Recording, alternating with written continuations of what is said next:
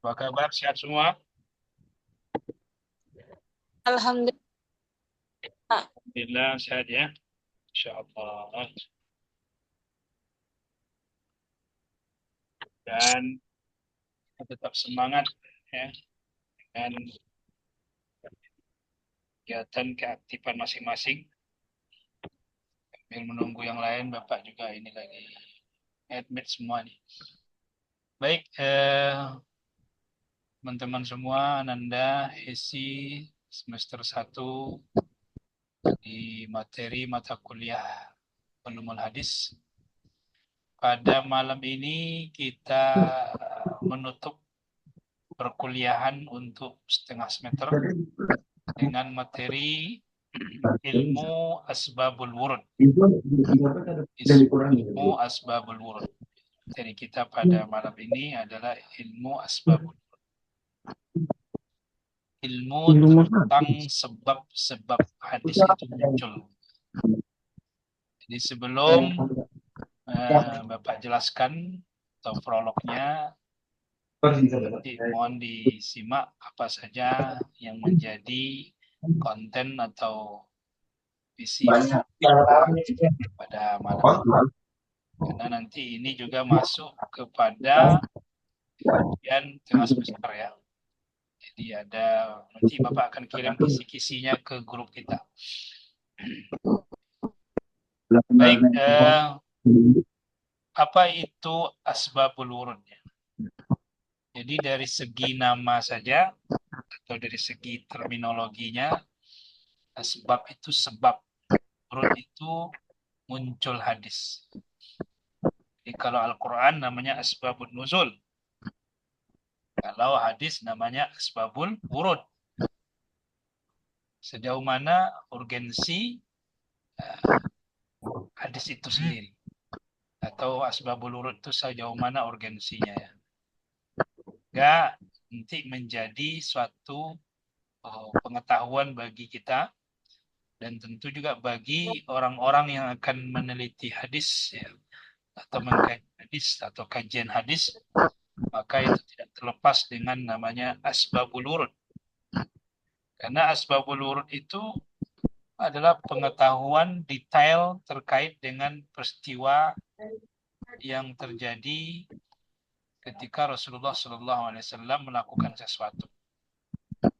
Nah, sehingga peristiwa itu disebut dengan asbabul wurud namanya. Jadi para ulama katakan bahwa kejadian-kejadian yang berkaitan dengan munculnya suatu hadis, maka itu dikenal dengan asbabul wurud. Ya. Kemudian asbabul wurud ini tentu memiliki fungsi. Ya.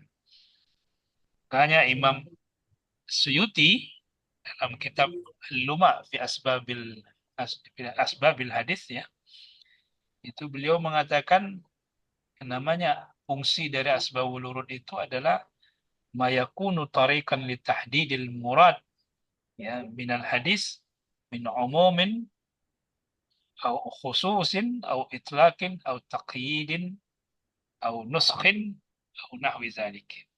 Jadi artinya seperti ini. Setiap hal yang menjadi metode untuk membatasi makna hadis baik dari makna umum, khusus, mutlak, muqayyad. Jadi dengan adanya asbabul wurud itu, maka hadis itu yang tadinya umum bisa jadi khusus. Yang tadi hadis itu khusus bisa jadi umum gitu ya. Yang tadi hadis itu dia mutlak bisa menjadi di, dikhususkan, ditakyidkan. Jadi dengan adanya asbabul wurud itu kita akan mengerti jadinya nanti gitu. Maka seorang yang mengkaji atau yang ngaji hadis, maka dia tidak terlepas yang namanya asbabul wurud. Gitu.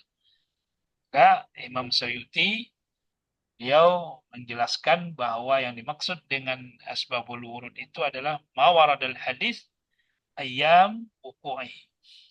Jadi apa yang melatar belakang hadis itu muncul. Peristiwa-peristiwa yang melatar belakangi hadis itu muncul. Ya. Sebagai contoh ya, Ketika Rasulullah Shallallahu Alaihi Wasallam mengatakan dalam hadis diriwayatkan oleh Imam Tabrani, salatul qa'idi ala nisbi min salatil qa'im. Salat orang duduk itu nilainya setengah dari salat orang yang berdiri. Nah ini kalau kita nggak tahu asbabul wurud, maka kita akan menganggap ini secara umum. Berlaku siapa saja yang sholat duduk, maka nilai sholat duduknya itu setengah dari orang yang sholat berdiri. Baik itu mampu atau tidak mampu. Kalau kita nggak tahu asbabul wurudnya, maka kita akan memahaminya secara umum jadinya. Jadi Rasulullah mengatakan sholatul qa'idi ala nisbi min sholatil qa'imi. Sholat orang yang duduk nilainya setengah dari sholat orang yang berdiri. Jadi kita pastikan bahwa orang yang sholat itu kalau tidak bisa berdiri, duduk kan begitu ya. Namun kalau kita pahami hadis ini secara umum, siapa saja yang sholat duduk, maka pahalanya setengah dari sholat orang yang berdiri. Nah, oleh karena itu, maka penting namanya asbabul wurud. Kenapa Rasulullah Shallallahu Alaihi Wasallam mengatakan bahwa ada sholat orang yang duduk itu setengah dari sholat orang yang berdiri? Nah, itu pasti ada latar belakang kejadiannya, peristiwanya. Nah, latar belakang peristiwa itulah yang disebut dengan asbabul wurud. Ya, jadi asbabul wurudnya apa?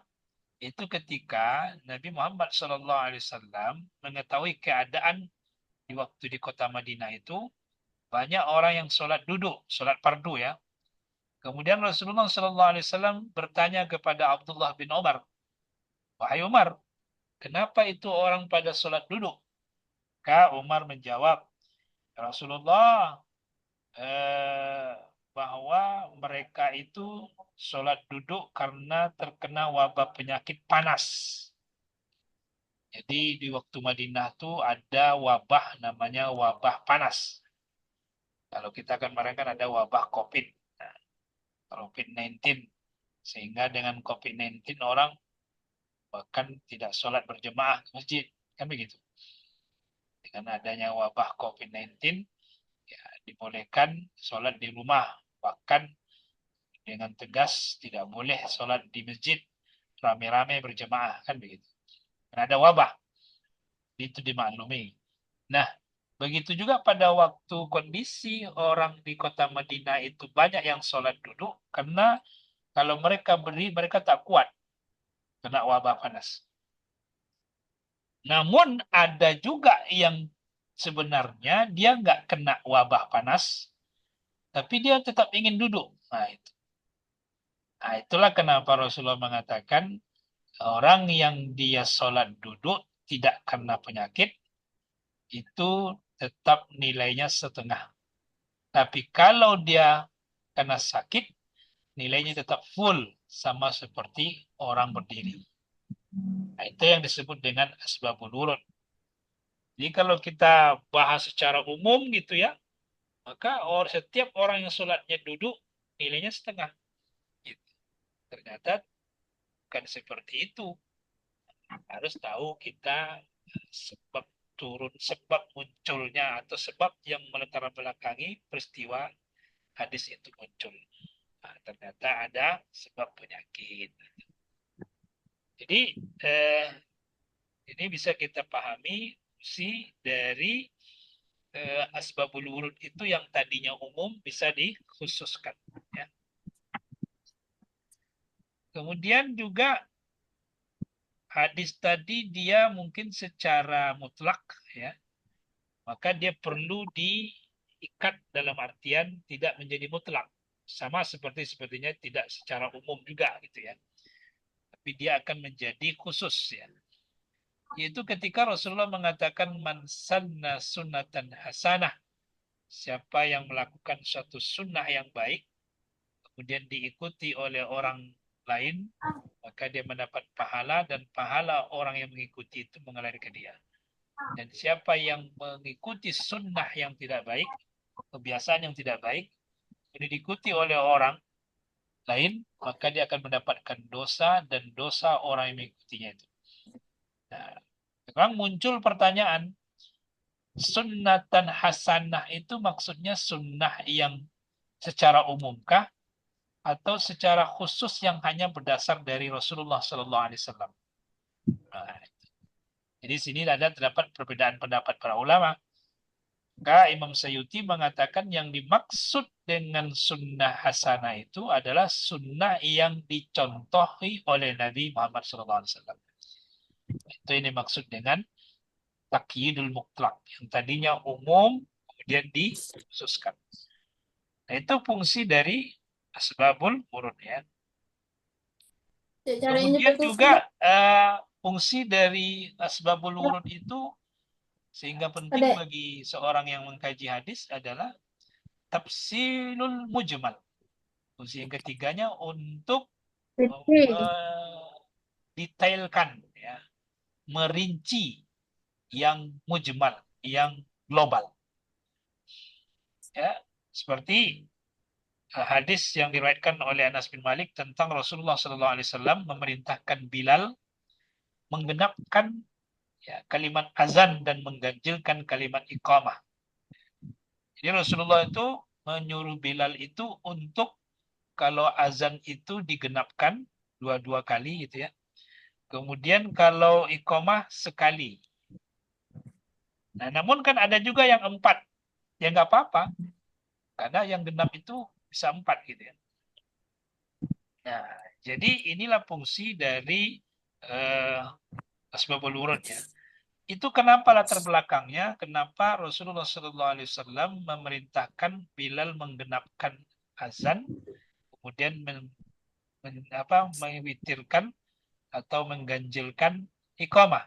Itu adalah harus itu karena sejarah kalimat azan itu kan melalui proses mimpi seorang sahabat bernama Abdullah bin Zaid ya. Kemudian Abdullah datang kepada Rasulullah SAW dan menceritakan mimpinya yaitu menyebutkan kalimat takbir 4 kali saat azan dan 2 kali saat istiqomah. Baru kemudian Rasulullah minta Abdullah mengajarkan kalimat itu kepada Bilal.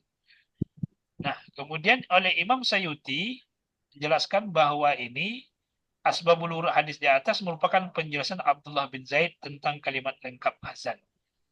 Namun Rasulullah SAW mentafsir yang tadi mujmal ditafsir bahwasanya untuk iqamah ganjil, tapi untuk azan itu adalah genap. Itu satu fungsi yang ketiga ya. Kemudian fungsi yang keempat yaitu membatasi hadis yang menjadi tadi ada hadis yang dihapus oleh hadis yang berikutnya. Seperti contoh ya, Rasulullah mengatakan abtaral hajim wal mahjum. Batal puasa orang yang membekam dan dibekam. Ya. Namun dalam hadis lain itu ada yang mengatakan bahwa orang yang berbekam ya itu tidak batal. Kenapa? Karena Rasulullah SAW pernah berbekam dan dia waktu itu puasa. Nah, jadi ada 2 hadis seolah-olah bertentangan. Tapi ini bukan bertentangan, tapi dia menghapus hadis yang sebelumnya. Itu ya. Kalaupun ada hadis yang lain, ya silakan. Tapi yang jelas ada 2 hadis yang seolah-olah bertentangan, tapi sebenarnya bukan bertentangan. Tapi dia fungsi asbabul wurud. Nah, ini tadi latar belakang peristiwa itu adalah bahwa Rasulullah pernah berbekam padahal dia puasa. Nah, itu akhirnya menjadi satu hukum bahwasanya berbekam itu tidak membatalkan puasa. Walaupun ada hadis sebelumnya mengatakan orang yang berbekam dan dibekam batal puasa. Dapat ternyata bahwa orang yang berbekam tidak batal. Buktinya Nabi berbekam. Padahal Nabi berpuasa. Nah, ini fungsi dari namanya nasih ya. Menghapus dari hadis yang sebelumnya. Namun Ada yang memakai hadis yang pertama masih bahwa orang yang berbekam dan dibekam batal puasanya. Namun ada yang tetap memakai hadis yang kedua karena Rasulullah pernah berbekam waktu itu sedang berpuasa. Jadi tergantung kita mau pakai yang mana. Namun secara asbabul wurud ada latar belakang hadis yang seolah menghapus ya, hadis yang sebelum. Dalam arti menghapus ini bukan ada seolah-olah hadis itu seolah bertentang, tidak. Karena bisa jadi itu penglihatan, pengalaman yang dialami oleh seorang sahabat melihat Rasulullah SAW berbekam di saat sedang berpuasa. Nah, itulah di antara ada 4 ya yang menjadi fungsi asbabul wurud dalam kajian hadis. Nah, jadi jika ada pertanyaan sejauh mana penting asbabul wurud itu, ya maka tentu jawabannya sangat penting sekali. Karena ketika kita tahu tentang suatu hadis, maka tidak lepas dari yang namanya peristiwa yang membelakangi hadis itu, sehingga ketika kita menyampaikan kepada orang, kita tidak semena-mena gitu. Tidak saya suka pendapat kita saja. Oleh karenanya, sebelum kita menyampaikan ke orang atau kita mungkin ngaji tentang satu hukum dan kita membacakan hadis, maka hadis itu hendaknya kita ketahui terlebih dulu asbabul wurudnya. Seperti tadi yang sudah dijelaskan. Baik, teman-teman, itulah materi singkat kita pada malam hari ini, materi terakhir di kuliah setengah semester kita terkait dengan ilmu asbabul wurud. Jadi dengan adanya pengetahuan tentang asbabul wurud, maka lengkaplah seseorang itu ya mengkaji hadis ya. Kita sudah bahas kemarin tentang rijalul hadis ya. Kemudian kita juga sudah bahas jarah wa ta'dil kemarin. Nah, maka ada satu yang menjadi pegangan bagi seorang ahli hukum Islam, itu ketika menyampaikan suatu hadis maka dia harus tahu asbabul wurud. Baik. Oke, silakan jika ada yang mau ditanyakan kembali atau kurang mengerti atau ada pertanyaan ya, silakan kita diskusikan dengan waktu kita sampai jam 7. Silakan. Ya, Sarah Mola. Salatul qaidi ala nisbi min salatil qaim. Ya. Yang duduk tadi lebih lebih baik daripada sholat duduk di tengahnya. Iya. Itu untuk yang ujur syar'inya aja kan Ustaz, kalau yang Iya, enggak betul. Jadi kalau sholat fardu ini, sholat fardu, kita itu sebenarnya tidak ada istilahnya rukhsah. Bagi yang mampu ya. keringanan. Bagi yang mampu tidak ada istilah rukhsah untuk sholat fardu. Jadi sholat fardu itu tetap berdiri. Nah, kalau dia ternyata tidak mampu, maka dia duduk karena dia uzur syar'i tadi, maka dia tetap nilainya sempurna ya. Nah, bagaimana dengan orang yang tetap duduk? Tetap duduk dia sholat gitu ya, padahal dia mampu. Maka para ulama hadis ya ada 2 pendapat. Kalau sholat sunnah nggak ada masalah. Tapi kalau sholat wajib tidak boleh, batal.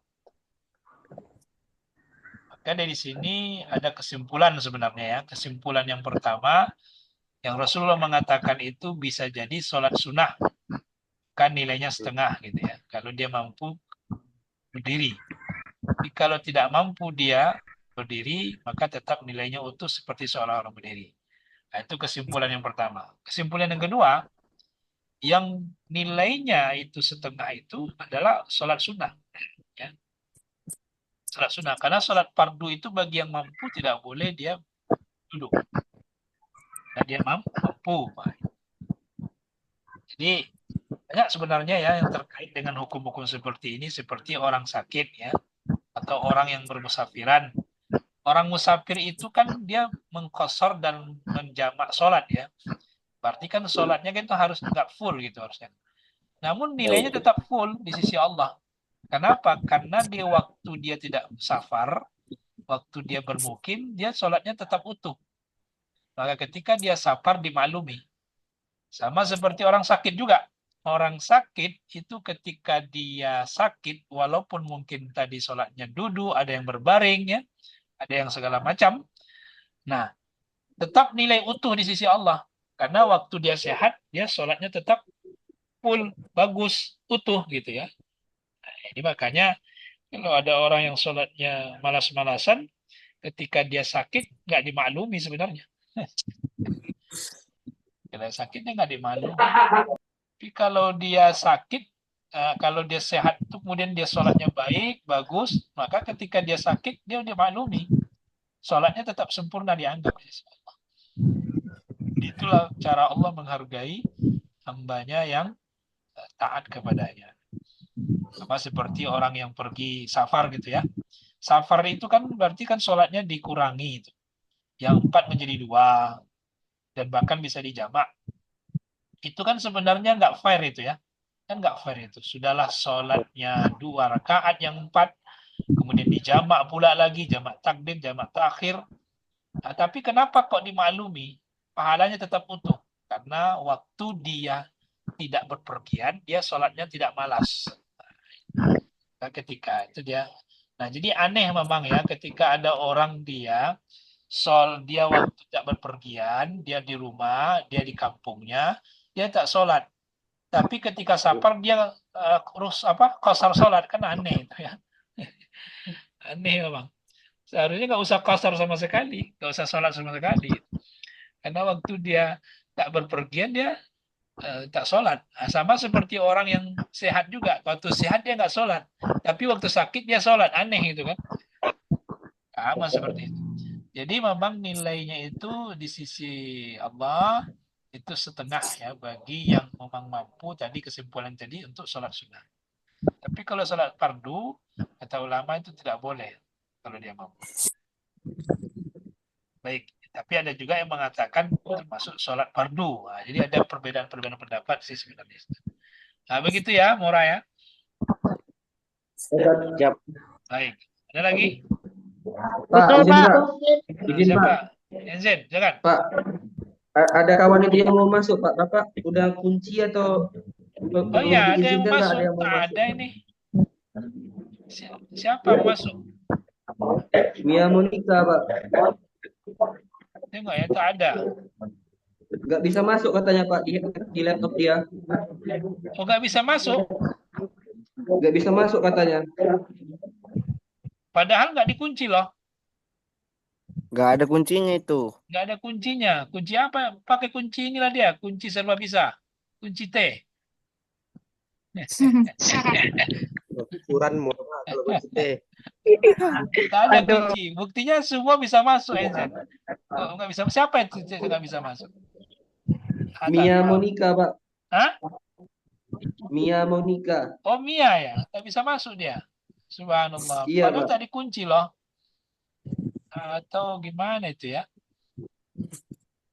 Mungkin laptopnya bermasalah Pak. Mungkin laptopnya. Karena di sekian yang hadir aman-aman aja nih. Ada 18 nih kan yang hadir nih. Termasuk saya. Aman kan? Nggak ada masalah ini. Artinya mungkin laptopnya yang bermasalah atau sinyal nggak? Sinyal kurang kuat. Baik, baik. Oke. Kita ada waktu 5 menit lagi atau 10 menit lagi nih. Husnul mau Silakan ada naik, yang Pak. bertanyakan? Siapa? Oh ya, Husnul Husnul mau Khatimah. nanya, Pak. Husnul mau nanya, Pak. Siapa? Silakan Husnul.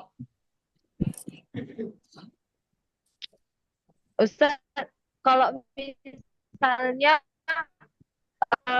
ada yang sakit terus, nah duduk tapi dia mampu berdiri, cuman karena tak diimpus atau apa kabel jadi nggak tuh. Lebih baik. Dia mampu berdiri, dia sakit, tapi mampu berdiri. Nah, itu setengah itu. Iya, kayak setengah. Ya, Sholat setengah. sunnahnya jadi setengah ya, Ustaz? Ya, setengah. Dia mampu, tapi dia sakit kan, tapi mampu berdiri. Nah, setengah. Iya. Tapi Karena karena ada sebab misalnya Ya. kayak tangannya itu gara-gara diimpus. Oh gitu. Berarti Ah, berarti kan ada sesuatu yang yang menghalangi dia untuk berdiri gitu ya. Oh itu itu sakit iya namanya. Ustaz. Sakit namanya itu. Kalau sakit ya dimaklumi lah. Dia yang apa itu adalah dia ketika dia tidak ada yang menghalanginya, tidak ada kendala, nah itu yang setengah itu. Tapi kalau dia masih apa masih nggak bisa ya tetap ya duduk gitu. Nah begitu ya. Kalau misalnya kalau dia sehat walafiat tapi karena dia capek tapi Oh dia enggak, duduk itu dibolehin atau setengah? nggak boleh. Kalau capek nggak boleh. Setelah capek tak ada. Sama kayak malas itu juga nggak ada. Atau malas gerak itu nggak ada. Jadi jadi kalau ibadah itu ya totalitas. Bahkan ya sebagian ulama, sebagian orang-orang yang mendekat sama Allah itu ya dia berusaha berdiri. Ya. Karena ada juga orang yang berdiri takbir bisa, tapi ketika dia lama berdiri dia nggak bisa. Ada juga seperti itu. Jadi setidaknya dia berdiri dulu untuk takbir. Nah, kalaupun nanti dia tak kuat ya duduk gitu. Tapi ada juga yang langsung duduk dengan takbir gitu. Nggak tahu itu entah apa, entah malas atau gimana ya. Atau sekalian saja kan begitu. Baik, waktu kita sampai jam 7 ini Zoom sudah Akhir mulai guys. Nah, silakan. Murah. kawan-kawan Halo, Kak. minta ini, minta minggu depan kan kita udah masuk UTS. Ya, Di berarti ada kisi-kisi ada. kisi-kisi. Kisi-kisi nanti Bapak kirim ke grup ya. Oh, di Pertas. Siap, siap. Baik, tunggu saja time-nya. Insya Allah besok atau ya nanti Bapak kirim kisi-kisinya. Baik, Pak izin, Kak. oke ya. Pak izin, Kak. Ya, silakan Fitri. Firda, Pak. Oh, siapa nih Nabila? Firda Firda. Mega Sariwati. Oh, silakan Fitri. Firda, Kak. Ini, Kak. Ini, Kak. Fungsi dari asbabun urutnya tadi kan ada empat kan, Pak. Ah, Sebenarnya kan ada yang tadinya tuh hal yang khusus bisa menjadi umum gitu kan. iya. Terus ada tafsirul mujmal dan yang batasi hadis. Ya. Terus yang satunya lagi apa? Oh, yang satu lagi nasih yang dihapus. Yang tadinya ada hadis yang awal kemudian dimuncul hadis yang kedua. Jadi menghapus hadis yang pertama. Itu karena ada latar sabad urutnya. Namanya nasih. Jadi ada 4 ya. Oke. Ya, Pak. Oke. Baik. Mungkin itu saja dulu. Karena tim Zoom ini sudah ngasih info ke saya, the running of time kata dia. Jadi kalau balik lagi kita nanti ulang lagi kan. Nah, intinya kan sudah itu aja dulu apa materi kita pada malam hari ini. Nanti akan Bapak share yang namanya kisi-kisi ke grup kita.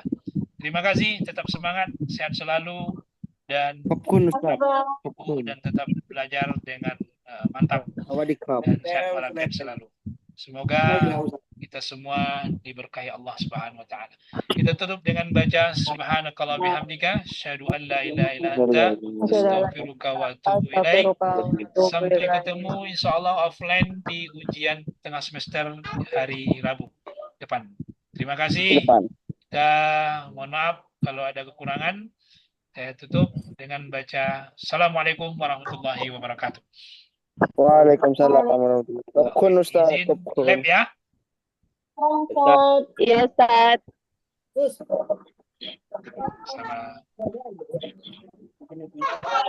Sama